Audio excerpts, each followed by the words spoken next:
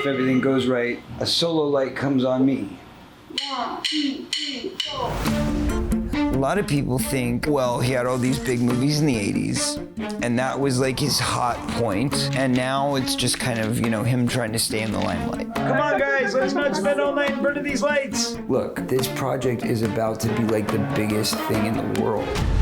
I think when fame becomes more about fame than it becomes about the work, that is a chilling world to live in. And I think he's trying to make it about the work. He wants to be doing movies, he wants to be doing music, but ultimately, it is about the fact that he is already a famous person. So it's like the world is pushing him back toward the fact that it's just the fame, it's just the notoriety. Corey had ideas about people being out to kill him that he was very certain about.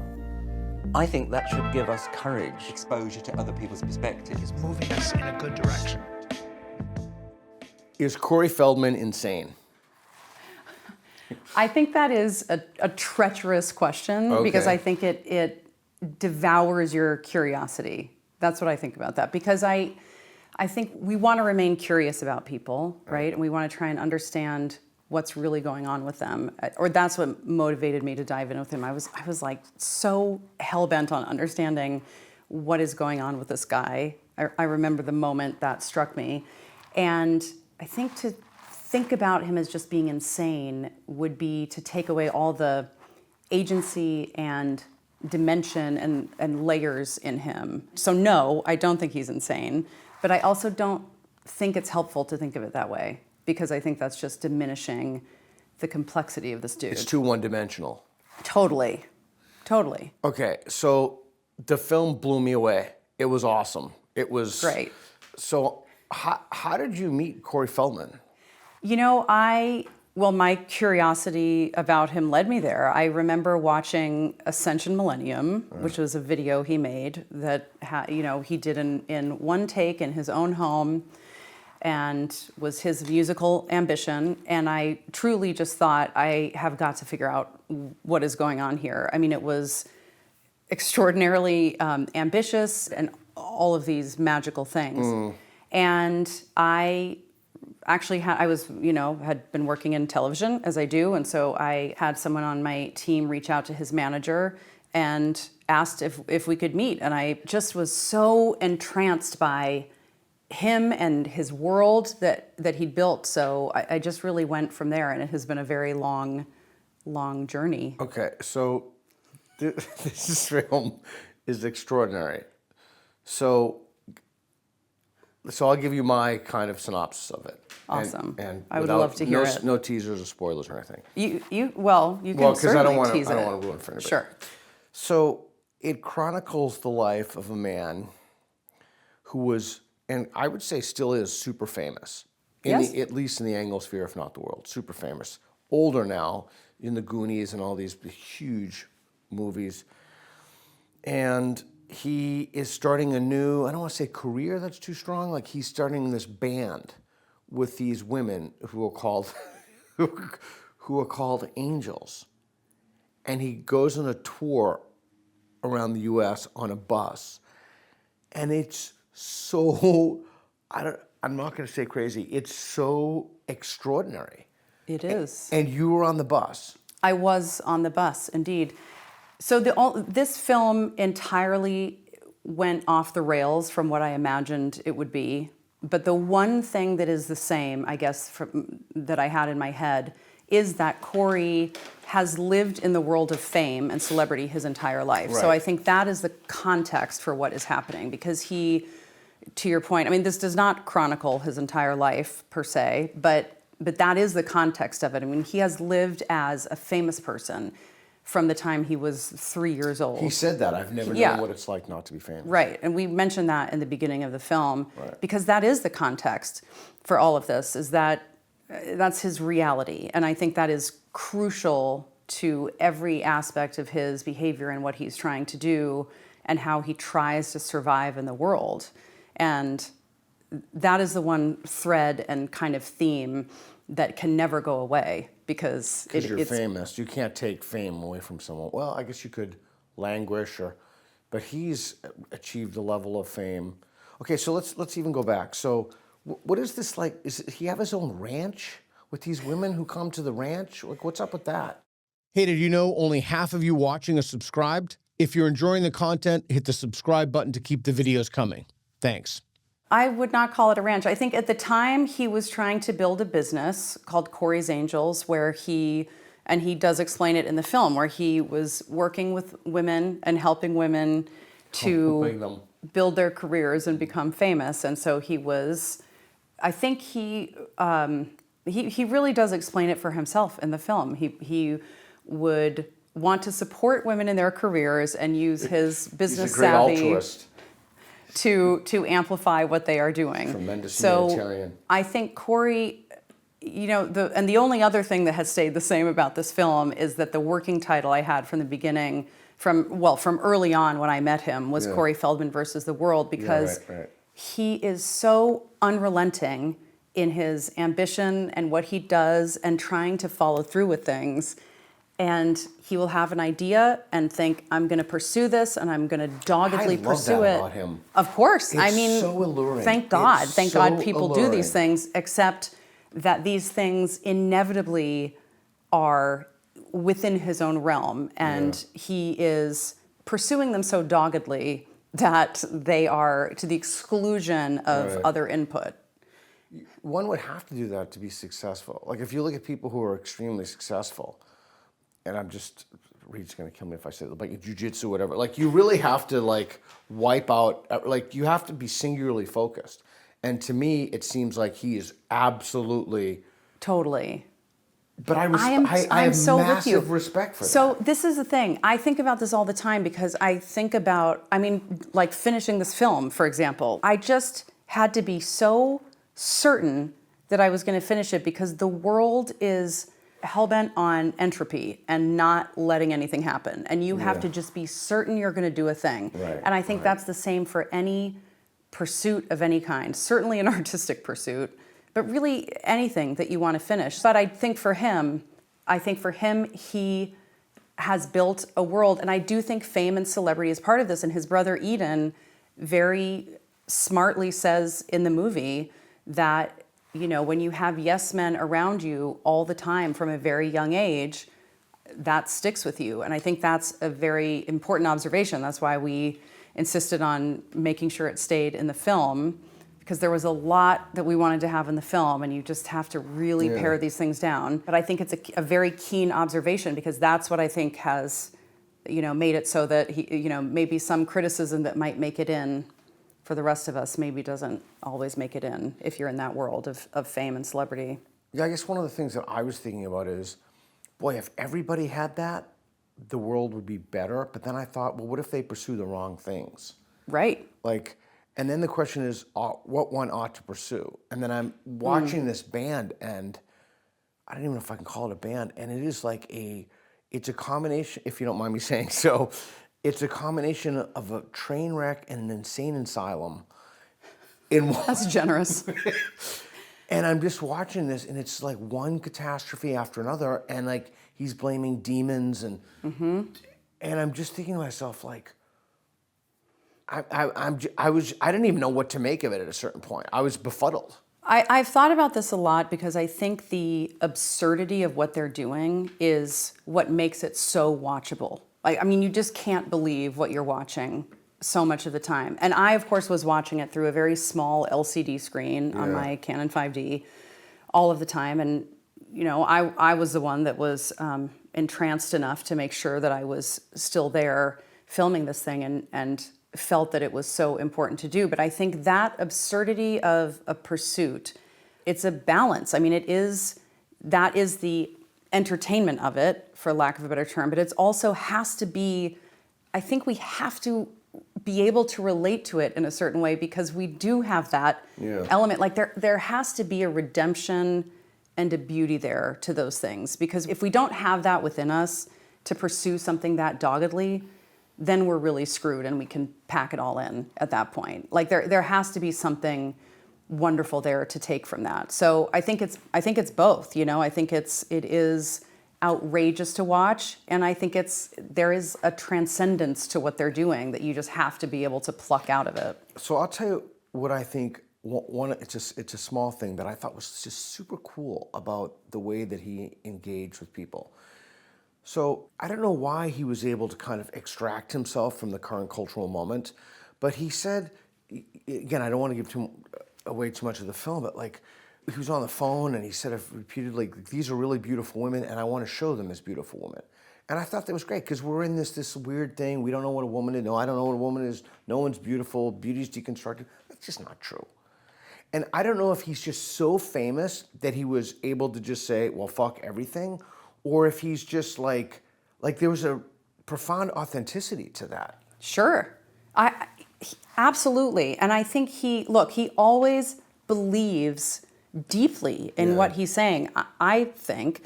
And I think he just feels that he is working the system. You know, he's saying, look, these are beautiful women. I'm working with beautiful, talented women. And I want to be circumspect in the way I say this, but it does seem like those women said some things, made some sexual allegations against him. And so, like, even in the film, when I'm always hesitant in the back of my mind, don't give too much away. Like, you know, when he says, cut the camera. Mm-hmm. I mean, I don't know. It does seem to me like there was some shenanigans going on there. Well, you see through my eyes what I experienced because you see it in kind of the order of what happened because I was on the road. Obviously, I wasn't going into the sort of back rooms, for lack of a better term, you know, or into hotel rooms or anything.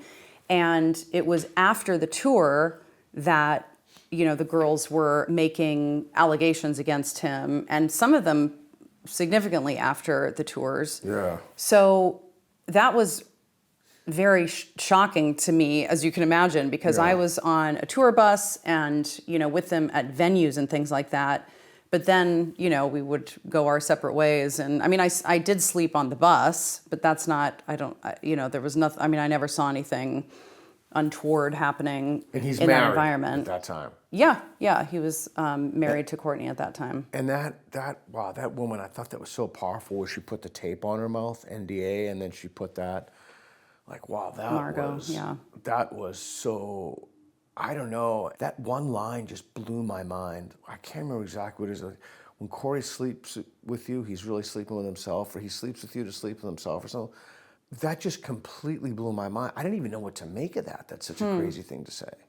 Yeah, I mean, I don't know if I want to characterize or interpret what that particular woman meant by that. I mean, I think she was being very bold in coming forward and looking back and seeing what she had been through and what she felt, you know, she'd made this big trajectory through how, you know, she felt that she had been treated, and then she kind of came out the other side of it. And I think that progression was tremendous, you know? So it was, again, after the tour. So, you know, that was hugely significant because I was kind of in one part of it and seeing this tour, and then you realize that all of these people were having other emotional journeys underneath the surface, and there was a lot more going on than you can really see through a camera lens. And they had all, you know, made their own claim, not all of them on camera, but I think that woman in particular who said that line that you're intrigued by was really trying to process what she had been through. And I think that is part of the, you know, after this experience, them trying to understand, you know, they had chosen of their own free will to go on this ride and go on this journey. And, you know, they are grown-ups and they're all smart. They're adults. Yeah, and they're intelligent women. You know, they got so much flack and media and from other people for being in this circumstance, as you can imagine, for being Corey's angels. And they really stood up to it well because they're musicians and reasonable women who were just trying to do something cool, you know, and they had to find a way to come through it. And they all chose their own way of processing that. And well, first of all, I just want to linger on that for a second. That would be one of my worst nightmares. Like if I slept with someone and she's not like he's bad in bed, but which I hope no one would say, but if someone said something like every time we had sex, it was like him sleeping with himself, I would be life mortified by that. Like that would be the ultimate existential slap. Like that is, a mirror placed so close to your face. It's like the Ludovico treatment in Clockwork Orange. It's like your eyes are like, I don't know. I wonder when he sees that, like, what on earth would I would be utterly, truly existentially mortified if someone said that and meant it about me. Right. Okay. Well, I think, just to add to that, I think that I will say one of my very favorite themes in the movie is the Man in the Mirror theme, which, is one of the songs that he insists on, covering and kind of really wants to get on stage, even though they're not musically ready to do it. But there are so many iterations of that, from the women saying, look at yourself in the mirror, see what's going on. And there are so many aspects of that, of them kind of compelling him to self-reflect. And I think that's another version of it, of that woman kind of making that accusation, I guess, of like the emotional need of, of it's just being about yourself. Yeah, and he did seem to me, again, this is just my experience as a viewer, you don't have to comment on it, but he did seem to me to be a man who was utterly incapable of any kind of self-reflection. And when I watched him, and again, I'm only seeing what's on camera, but I would never treat anybody like that. I just would never, the whole like, withholding showers and the whole thing was so, like, it would be inconceivable that I would ever treat someone like that. And I just thought, like, he has this, he's, in philosophy say, doxastic closure, like he has a kind of belief closure. He's just closed to any kind of, like, anything external. I mean, everything, even that thing with the scene with the doctor, I mean, the whole thing. And then going back to the Man in the Mirror, and correct me if I'm wrong, but in the one of the final scenes, doesn't that woman say a cult? Yes, there are a couple of women that use that terminology for sure. Yeah, and so you get this very intimate, candid glimpse. I mean, that's why the film was just so crazy.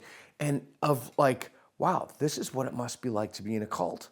Like, this is actually, and then they're going on the road, and the people seem to love it.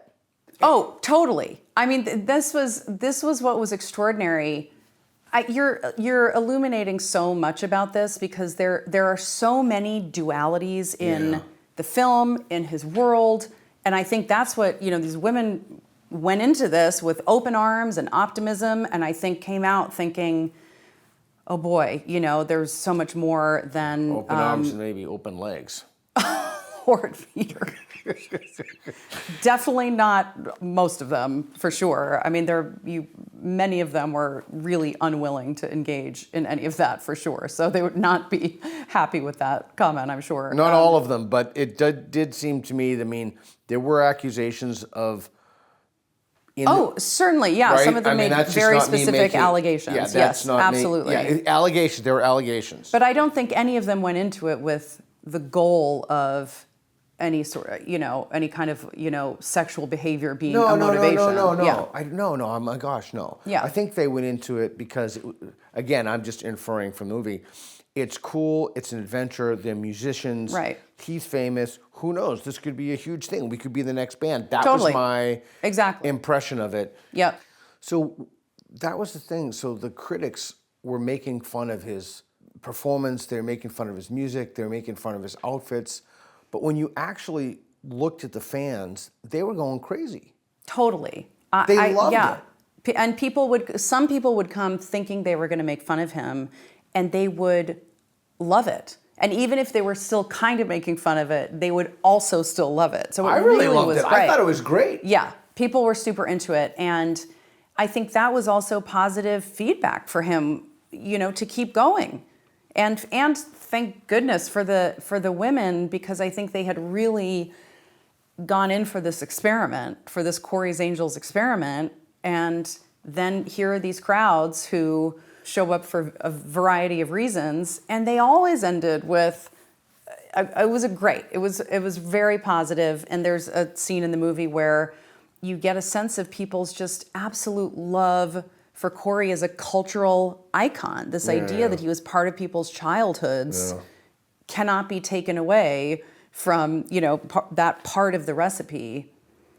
So that is part of the complexity of everything that goes on with him. It's in the cauldron, to use a... What do you think his reaction to the film is going to be? You know, I actually think he would like most of the movie. I think he has moved on from the Corey's Angels time in his life, so he will not want to know about the Angels aspect of things. But I don't know. I need to, I mean, I don't, at the time of us talking, I am going to be speaking with him shortly about it. I mean, I'm going to call him tomorrow. You are going to call him tomorrow? I'm calling him tomorrow to hopefully get him on the phone and talk with him about it. I had no idea that this would be such a heavy film in the end. And you see my trajectory. I mean, this starts out on the road and things are hilarious and absurd. Fun, ridiculous, and then you get into this trajectory of what happened with him when the tour falls apart and he starts to take things in another direction and it gets very dark. So this movie covers the most ridiculous to gets into some incredibly dark stuff, really. Are you nervous about talking to him? I am nervous about talking to him because he's so afraid of people crossing him, and that makes me really sad, but I've always been so straightforward with him. I mean, even when I wanted to make a doc about him, I was like, hey man, I want to talk about, I'm interested in fame and celebrity and what it does to people. I can't pay you for doing this, which I knew he wouldn't like. And But just to be clear, are you in the thrall of demonic forces?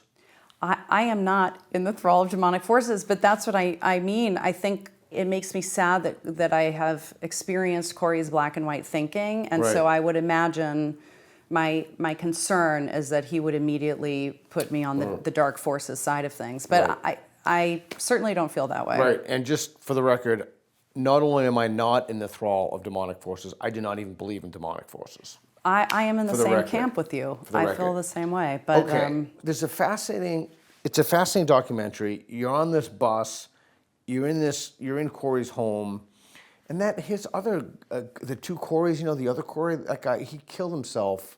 No, he died from pneumonia, right? Right. But he was into drugs. Yeah, he was not he didn't seem very well in the end, and he died of pneumonia, and it was very sad. And he says some things that are pretty explicit about that relationship that surprised me quite a bit, to say the least. Definitely. But I was surprised he didn't talk about it more because, again, I don't know any of these people. I'm just getting it from the media. I just had the impression that always seeing those guys together, they were really tight, they were really close. Did the other Corey's death affect him? Oh, God, absolutely. I mean, I get the sense that there is never enough processing, for lack of a better term, of that relationship, that childhood together. I mean, they had an exceptionally unique, difficult childhood. I think you get a tiny glimpse of that in this film.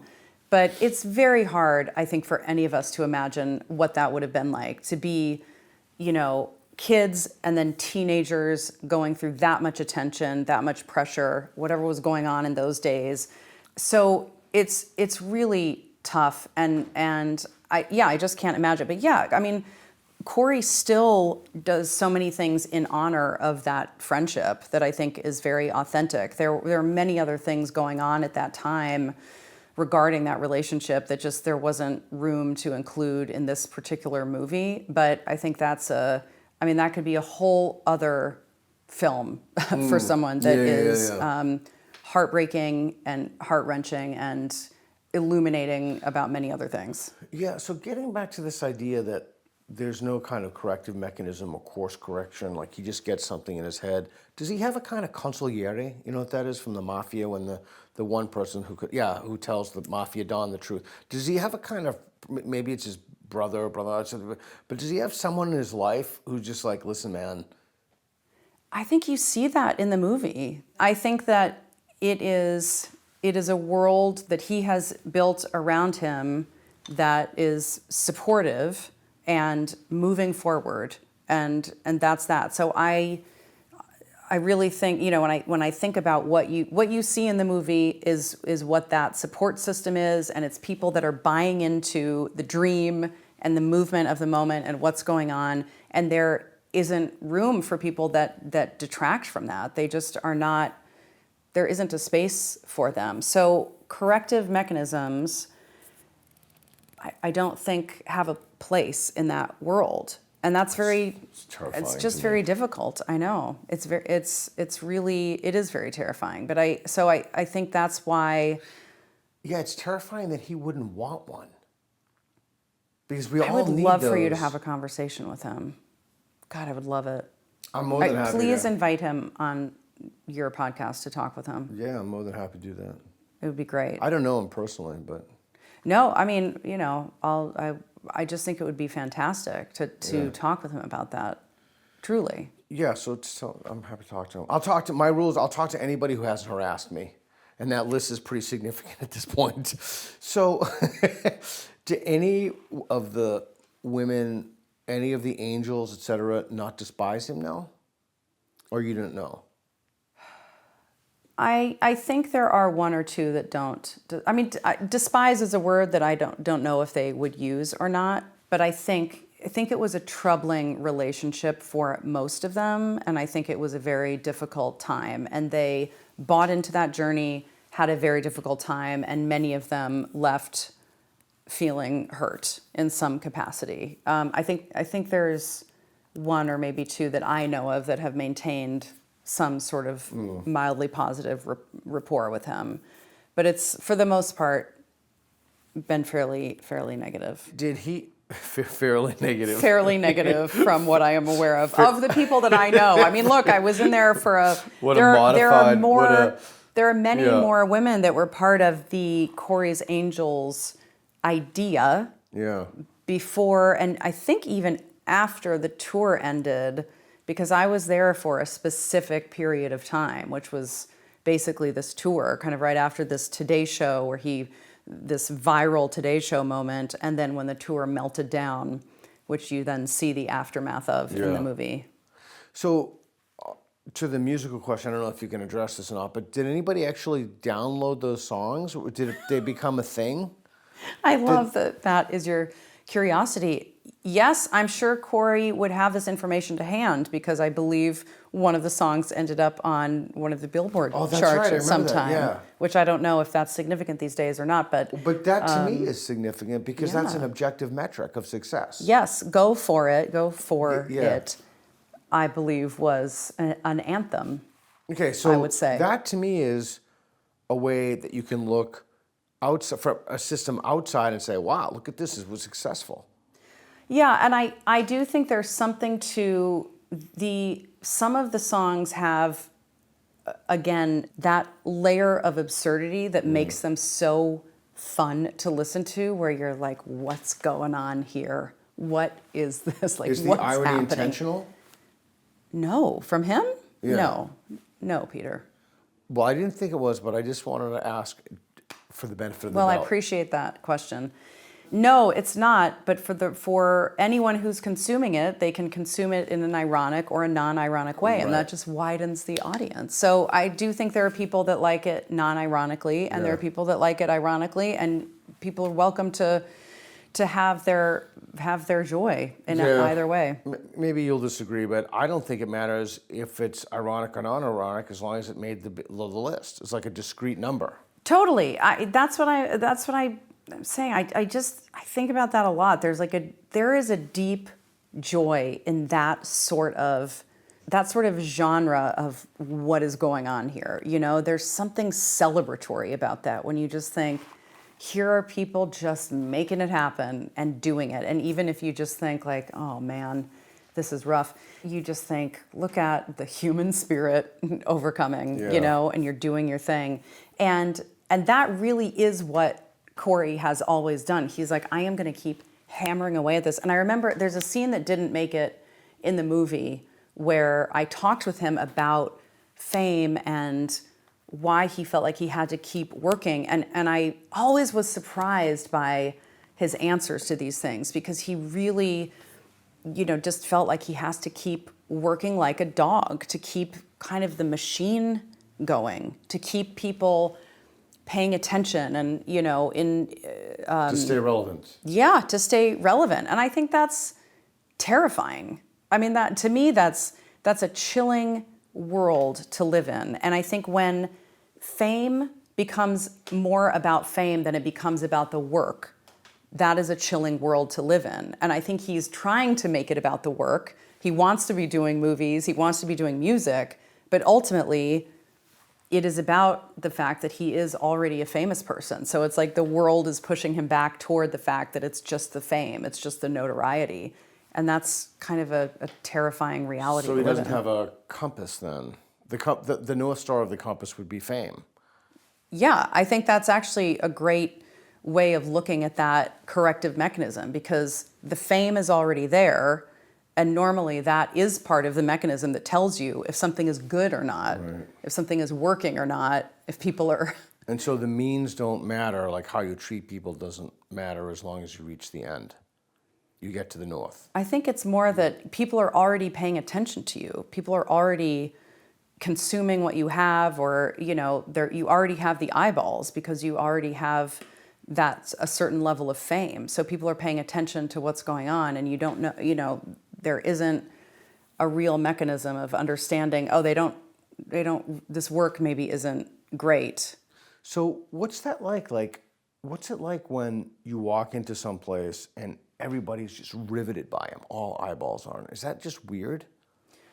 I mean, I've always been fascinated by those moments too, and I'm sure you have in spending time with famous people. I think it's, I mean, that idea never gets old to me, because I think it's almost a flaw in human consciousness. Yeah. I mean, there's a book that has never gotten old to me called The Frenzy of Renown by Leo Braudy, and it just tracks the evolution of fame in general. And it's like this, it feels like a delusion to me. Fame still feels like a misfiring in our brain. Like we can't help but stare at this face that we know from these movies. And that's the case, I mean, with the Goonies. I remember when I was a kid, I mean, Stand By Me was so compelling and beautiful and heart-wrenching. And how can you not see this kid's face and feel some kind of deep emotional resonance with him? So yeah, you see him walk through a drugstore or something, and, you know, people are like pulled from the chest forward, you know, like, oh my God, this guy.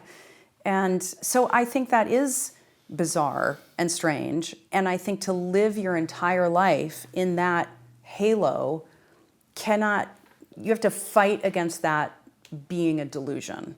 That is like a ready-made delusion where people are constantly already looking at you. And I don't know how to survive that. You know, I don't know how to help someone live better in that world. I think you just have to, you know, each person that faces fame has to develop an extraordinary depth of character and underlying foundation. Yeah, it's interesting, when I'll hang out with a famous person, I'll notice a few commonalities when people come up to us. You know, people will speak to them. We just did an event, and I mean, this happens just constantly with Rob Schneider, and people would come up to him. Remember that Reed, the guy and people just speak to you like they know you. And that's the thing that's interesting to you. Or like, I'll be walking down the street and people take off their headphones and start talking to me, and I'll think, oh shit, do I know this guy? Like, well, and this is just going to get so much worse, because we have, just to state the obvious, with our growing world of social media and people creating brands out of themselves, I mean, it's just going to get so weird that everybody's kind of familiar to each other, you know? Yeah. I can imagine in Los Angeles, you know, running into people that have their own channels and platforms, and people are encouraged to, you know, present the best version of themselves. I mean, you know, that's like the micro version of this too, right? Is that if you're on social media, presenting a polished idea of yourself. So yeah. I mean, it's all become a bigger. Yeah, it's interesting. I mean, it's interesting, isn't it? Like, so I was in New York, and I'm buddies with the guy who owns the Comedy Cellar, and what's that guy's name? Jimmy Fallon came in, and I didn't know who the guy was. I don't watch late night. I mean, I watch. The only thing I watch is science fiction. I don't know. I don't know who this guy is. Well, you also watch Nathan For You, right? Oh, you told one of me. the best shows ever. And Just then the to make sure rehearsal you was know. awesome. Yeah. The rehearsal was awesome. All right, well, we can... Sorry, I just wanna make No, sure. we'll bracket that. I Okay. mean, there's something, every once in a while, there's something else that will come up. I'll be like, okay, that's cool. That was an extraordinary show. Anyway, and then, like, all these people... So he starts talking to us, and I forgot his name. I never saw the guy before. I said, what's your name? He's like, Jimmy, and it was cool. And then he left, and everyone's like, you don't know who that was? I'm like, no, I've never heard of him. And everybody just kept approaching this guy. I had no idea. I literally had no idea who this guy was. But there is a weird thing about fame in that people want proximity to it. So I think, like, for a while, again, I don't know, I'm speculating here, but people wanted, and they still do in a different sense, but proximity to wealth. Now I think with social media and everybody's faces becoming known, there's a kind of proximity to fame. But I do think it's, I don't want to say an Achilles heel, but there's something about it that's like, okay, he's just a guy someone pointed a camera at. You know, Yes. like I was with Mark Pellegrino yesterday from New Seasons, at New Seasons, the Whole Foods, and like he's walking up and down, everybody's looking at him and talking to him. I'm just like, dude, what's that like? Is that like crazy? Well, sometimes I think the work is so good that it warrants notoriety and fame and attention, right? So sometimes it's not just, I just have to qualify that a little bit, Yeah, but I don't mean, know. there's But that level of kind of, I don't know. But here's the emotional thing deference about or that I think is so dangerous is that I think it massively depersonalizes people. So very quickly, I'll tell you, when we were on tour, there were some fans that said, "Oh, we own a restaurant around the corner. Corey, you guys come and we'll cook you food. It'll be great." And I said, "Corey, let's go. Let's go and have them cook us food. We're starving. Let's go." And I always feel terrible about this because we went, just a few of us went. And these folks who were so sweet just could not treat Corey like a person. I mean, it was so unreal to them that they couldn't engage like normal people. And I thought, I've just created a scenario where this person is on show and can't just relax and eat, can't just have a normal experience. And I thought, why did I do this? Why did I think this was a good idea? Maybe to he say wants that. it wasn't great. It wasn't a good time. It wasn't the first time something like that had happened in my life, but it was just a very distilled version of how inauthentic and how not normal that interaction was. And if that's your norm, and that's how That your must be world his is norm, built, yeah. then how are you supposed to, and that's how his norm was from the age of 3, then that's where the bulk of my empathy comes from, is that you're built on a foundation of abnormal social interaction. So it's not an excuse for anything, but it is an area of deep curiosity for me, and it expands to our whole social world and where we're headed with everybody becoming a little bit famous. I would love to have sat and viewed that dinner. Yeah. Because when you said that, I started thinking, like, wow, I just became much more sympathetic to him. Like, if you literally grew up with that and knew nothing else, then maybe you don't think you even need a consigliere. I've spent lots of time with people that are in movies with him growing up that have a very different attitude toward things and don't seem to have been skewed or harmed, by being famous since they were children. So there are other factors going on, clearly, but the factor of childhood fame, I feel like can't be ignored. And Yeah, childhood. So it's a childhood fame, yeah. I was talking to my buddy who's an actor, Ben Browder, and he told me this story that he went down to one of the Comic-Cons and like people just mobbed him out of nowhere, and then the security had to come and take him. And that's not, the venue was that audience, but that's not even child fame. Like child fame, you're just in it. Like you're just, it's just in you. It's baked into you. Like that way of seeing the world. And I just kept thinking like, wow, when it's normative for someone, they go out to dinner and they get that, and you know nothing else. I think that's what I'm having trouble with. Like when I hear these stories, it's like, the guy knows, like, he probably has no anonymity either. He probably can't go anywhere. He probably can't do anything. Like everybody, right? I mean, I know people way less famous who can't even go to the supermarket. Right. And I think there's also the issue that you are responsible for your own narrative about yourself all the time. Yeah. Like people are interested in what you're doing and you're shaping a story about yourself all the time, which is a very strange way to live in the world.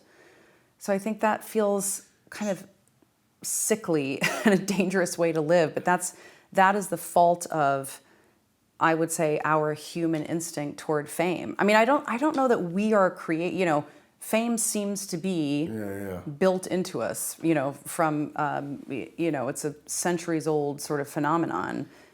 Yeah, it's interesting. So two things that I'm thinking about. So when you go to dinner with Dawkins, Richard Dawkins, it's kind of crazy. Like all the waiters will come up to him and like start, like everybody recognize him. And I was talking to Sherman, Michael Sherman, our mutual friend, about that. And I was telling him about this experience I had with Dawkins when we did this event. And he said, if you think that's something, you should try walking through an airport with Bill Nye. You can't even get like 2 feet without everybody like swarming on him like flies. But there is something like that about fame. People want, it's not just the proximity to fame. I don't know, it's like, there was also something about the camera, like pointing the camera at someone. Yeah, absolutely, because there is a primal aspect of facial recognition, the face that you've seen, both in terms of that person feeling like your friend, right? The face that you've seen a lot, and then it's the same as public speaking, that person that everyone looks to, right? The person that is willing to stand up in front of crowds or be the person in front of large crowds that we know we can trust and is important and has that status. It's so animalistic. But the other... So, no, go ahead. Well, the other thing I'll say to those interactions that I always find fascinating is I think some people are just fine with that light touch of I'll get an autograph. There's this beautiful moment in the movie where this woman gets Corey to sign her shoulder and he says, that one wasn't good, let me sign your other shoulder, because she's going to get it tattooed. And that makes her so happy. And I think that's beautiful if that makes you satiated, and satisfied with life. But I think in general, humans would like depth of connection. I mean, we need depth of connection, and that's not what those interactions are. Yeah. So, it's subjective, but I think as humans, we need that small group of people that we're close to, and interaction with a celebrity is not going to give us that. It's going to give us some fleeting moment of it's something cute. Did you find that people told him intimate things about themselves? I think I've heard that and seen that in my life in general. I don't know. I don't recall that in my experience with him hugely. But people would open their hearts to him in certain ways. Yeah, that's a much better way to say it. Like, that they just start telling you stuff, and I'm like, but they must, like, they treat him like they know him, and then they confess. They just tell him all this stuff. What was that like for you to see that? I think that is part of that's part of the recipe. So, these are things that I've always been fascinated by, and so I knew that would be part of the process. And then for me, that was trying to get more inside of the world of Corey and understand what was going on with him and understand how that has affected him and try and get a deeper understanding there. That's really what I was aiming. Does he have any friends? He does have friends, certainly, but I also think he's very wary. He's definitely has had his heart broken so many times, as we all have in life. Even you, Marcie? Even I have had my heart broken. But he's very aware of trust, and I think it's actually probably the number one scene that I still wish we had left in the movie, and I'll release it as a deleted scene, where I ask him if he can trust me. And he feels like trust is never 100% given. And I think that is so telling. And we had to move these things around. Editing this movie was such a puzzle. And our editor, Adam Franklin, was just so extraordinary. I can't even begin to talk about it. But that scene just did not fit anymore. But it's so telling about his feeling of trust. Okay, so this is my question to you then. Is it that he has a kind of skepticism, if that's the right word, of trusting someone because he's super famous? Yes, and I think because he's super famous and because of his experiences in life, he feels that the world has been untrustworthy. I think that's a fair assumption to say. Interesting. So two things. I wonder, that's why it's kind of good in a sense that I don't have a lot of money, because if I were really rich, I'd always be paranoid. I'd be paranoid that people want to hang out with me just because I was rich. But I think it's analogous to fame. I think so. I think that's right. And I think people do want to hang out with rich people also. Yes.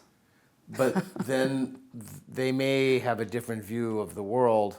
And maybe that's the whole like demons, dark media stuff. Like that's the whole, like you need some kind of explanatory framework to make sense of the fact that, you think you're in singular possession of this truth, and there are all these forces conspiring against you, and you're trying to do the right thing, and you're a sincere person. And again, it's not that it occurs to him, but there's nothing. It made me feel sad when you said that his brother is the closest thing he has to someone who just speaks. I don't know that that's the closest person to him, but I think in just going back to the world of the movie, which at the time was my view of things. I mean, you're seeing through my experience. I had the camera on me all the time that I was with him, and you're seeing my worldview of that reality at the time. So his brother was there with him. Clearly they've had their ups and downs, but he's there trying to support him, and it's a complicated relationship, but he's, trying to give his best supportive but realistic view of Corey in that moment in the film, and try and be realistic about his brother. Okay, so you said you had the camera on you at all time. I did. What about that story he told when the trucks tried to kill him? What about that story? So you weren't there? You didn't get that on film?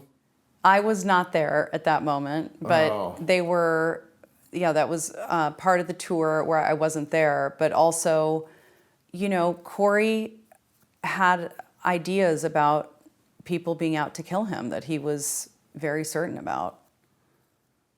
Then he should never talk about trans or Muslim immigration.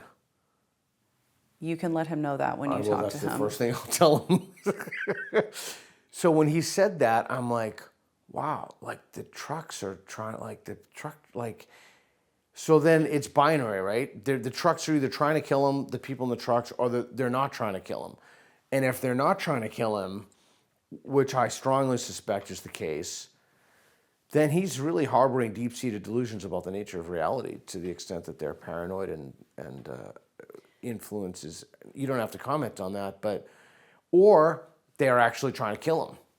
Those are the two options. And if they're actually trying to kill him, man, I don't know what he's doing walking across the street in New York City. And he had the glasses and the mask, and apparently that wasn't enough. If someone is actually trying to kill this guy, and he has deep sunglasses and a huge, COVID mask, I think he had a hat too. Yeah, he had a baseball cap or something. And someone is actually trying to kill him, then he has and I think that he thinks it's related to the whole child sex abuse scandal. That's my impression of why they're trying to kill him. Right. At the time when he was coming forward to talk about, his fundraising for the documentary, it ended up being a documentary that spoke about those issues. He was genuinely scared for his life. So whether or not those instances, and there were other instances where he felt that his life was under threat, my feeling being there at the time was that he was genuinely terrified. So does he carry a gun? No, but he had security. Yeah, I remember that. Yeah. How many does he have? I don't want to get security details, but he's just like one guy? Because if someone's trying to kill you, one guy is not nearly enough. Again, you can talk him through that. Yeah. Well, I mean, it would be a horrible way to live. Because I actually know people who live like that, and it's horrible. Yeah. He was genuinely scared. Yeah, I feel bad for him. It's a tough way to live. Okay, so a couple more questions, then I'll conclude. What was the most difficult thing for you in the film? I don't know. I mean, it was extraordinarily hard to be there because it was me on a tour bus with a camera on a monopod, and I wanted to be there as much as possible. And I mean, in general, people who don't do this sort of thing don't really understand the difficulties of it, right, Reed? So, I would sleep with my camera on the bus just so that I knew where it was and so it was set up and ready to go. Wow. And then I would basically wake up and take off my lens cap and be ready to roll and try to kind of be everywhere all at once and then stay up really late at night dumping footage and then backing up that footage. But it was, for the most part, just me. I had a producer that joined me partway through who then was in a couple of other places when I couldn't be. Like I would be in New York and a couple of things happened in Los Angeles that he could film for me. But other than that, it was just like I just needed to be as many places as I could without missing anything. What were you eating on the bus? That is a very curious question. I remember wanting to make sure that I had coffee, so we would stop at gas stations along the way and try and get things. I tried not to interfere with their food system. What were they eating on the bus? Well, it was a vegetarian bus. Corey maintains a vegetarian bus, so they had their own food systems. But I really didn't want to mess with that. And I just remember wanting to make sure I had enough coffee, so I would buy those coffees in a bottle from the gas stations. Did you ever sneak on a steak or anything on the bus? I did not. Beef jerky or anything? I did not do that. I don't like to break rules when I'm You're a rule ingratiated follower like myself. me. I'm a rule follower too. Well, I'd ingratiated myself into someone's world, so you Yeah. want to play by those rules. Yeah. But it's strange that you asked that because all I remember is the coffee. But I'm sure I ate something. Yeah. God, that would have been my first concern. I'm like, what would I get to eat?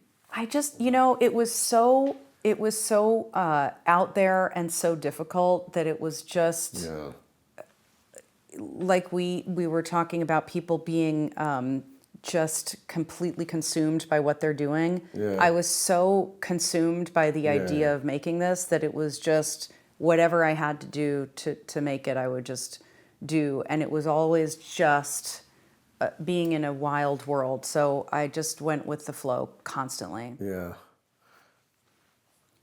Yeah. No, this is so much to unpack there. Like that whole scene when he's talking about I don't believe in this stuff. I'm Jewish. You remember that? Don't believe in angels. Yes, but I think he was also looking for confirmation from the world that he was doing the right thing.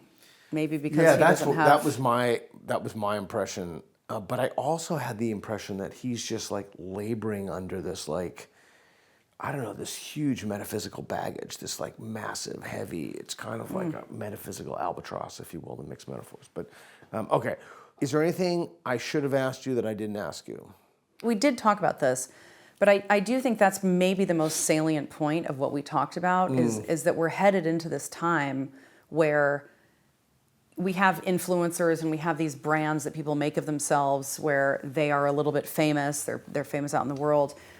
But even just regular people are controlling the narrative of how they come across. And that's such a bizarre way to live. So that is, what Corey does as a celebrity. He's always trying to kind of control, I remember when I was first filming with him, he would want to make sure the angels had, some makeup on when we filmed. That kind of went out the window, pretty soon into things.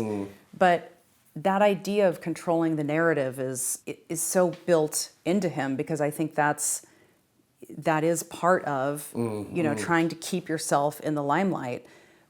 But I think that feels like where we're all headed in this moment of presenting ourselves on. I know so many people that talk about deleting their social media and people that have deleted their social media because it's like the same kind of warped reality of fame and celebrity where it's like, what are we doing? We're trying to control what other people think of us as opposed to just doing our thing and putting it out in the world and making the best work that we can or pursuing the ideas that we care about. I think that's such a good point.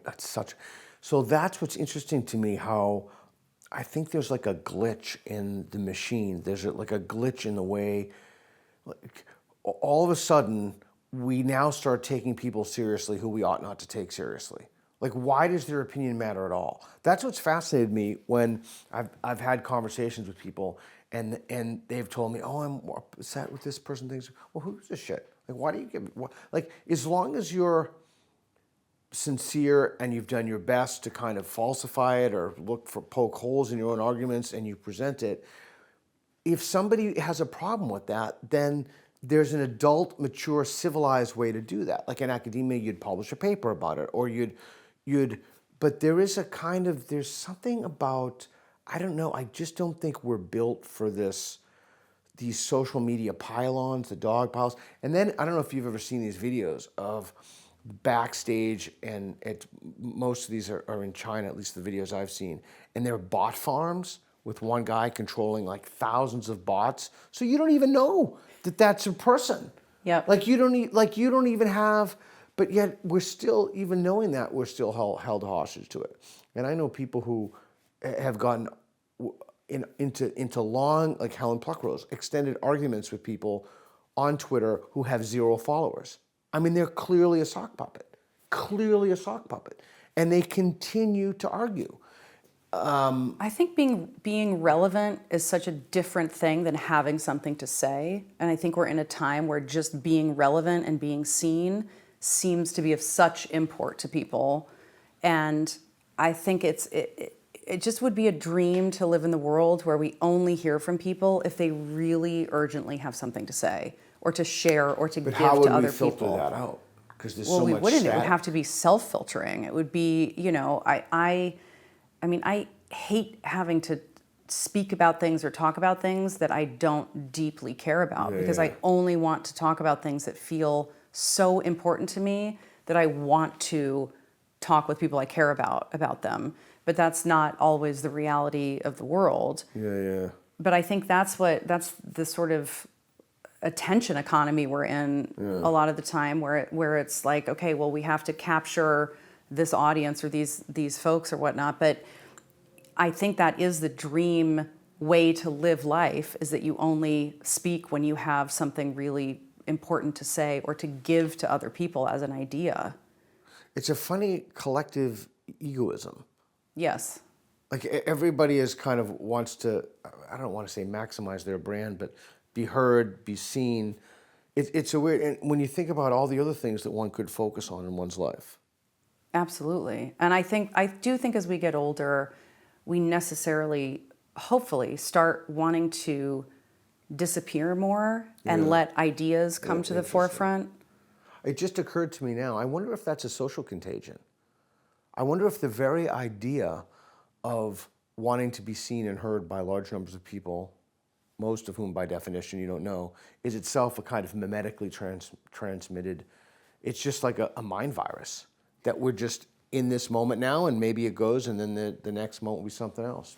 It absolutely could be. I do think there's a small layer of that aspect that's built into us, of revering certain people, of having famous people in our culture. Yeah. But I think the fact that it has spread and become this commonplace thing that everybody should have, access to controlling their own image, their own narrative, being seen by a lot of people, does seem like a social disease. Yeah, I mean, seriously, so I have to say something positive, very positive about Corey. I see so many people go before Congress who are famous only because someone's pointed a camera at them and they're rendering their opinion about something about which they know absolutely nothing. Like, they've never written a book about it, they've never done it. He doesn't do any of that. That point is absolutely correct. I mean, we're in this muddy realm of no expertise, right? Where we're happy to just listen to people speak about something because they have had a camera pointed at them. Like Candace Owens. And that's not a great world to live in. But I also think we're responsible ourselves for knowing what is important to share with other people, and not making it about ourselves and what we think kind of like makes us, I don't know, sound cool or amplifies our brand, but what we can give to other people that's going to expand their vision of the world. And I've really tried to focus on the things that I'm working on, letting that happen, like letting it open the world for other people, trying desperately to do that because it is better for everyone that way. It just is. Yeah. What's your hope for the film? What do you want people to get out of it? Like they see the film, they walk away, and what happens? Honestly, Peter, I'm so happy just that the film finally got finished. I mean, it was just like, I always knew that we would finish it. It's a tiny, tiny film team. It's like 4 of us that eventually made this happen. I mean, it started with just me, and then I slowly added a couple of other people that were just willing to jump on board because they were passionate about it. But truly, I just hope that people find it and are blown away by it in the ways that, you know, your reactions. I was like, I mean, that was, I don't want to blow smoke up your leather pants there, whatever the expression is, but I thought it was phenomenal. Like, I'm so glad. Genuinely excellent. It made me think. Wonderful. And I want everybody to take from it whatever they like. The spectrum that it covers was unexpectedly vast. Right. I never I would agree imagined with what that. the film would turn into. I agree. And I hope everybody takes away from it whatever they would like, because everybody has a different reaction to it, and it's for the taking. They can just go for it. But I'm just thrilled that it's going to be out there. So I'm very glad we got to talk about it. And what's the name of the film, and where can people see it? It is called Corey Feldman versus the World, and you can buy it, and fairly soon you'll be able to also rent it on platforms like Apple, Amazon, YouTube, Vudu, all those places. A final question. Is it really true that you, Marcie Hume, are a direct descendant of David Hume's brother? Is that really true? That is true. I am a Hume of the most authentic degree. Of course, many people don't know about David Hume, but of course you as a philosopher will deeply know how important that is to me. Can we shake hands and I can say that I touched you? I suppose. The Humes, the electricity of the Humes. Connection to David Hume. I'm thrilled that you acknowledge the Marcie. Hume power. Thank you. The greatest empiricist. Awesome of all time. movie. Thank you. Okay. Thank you very much.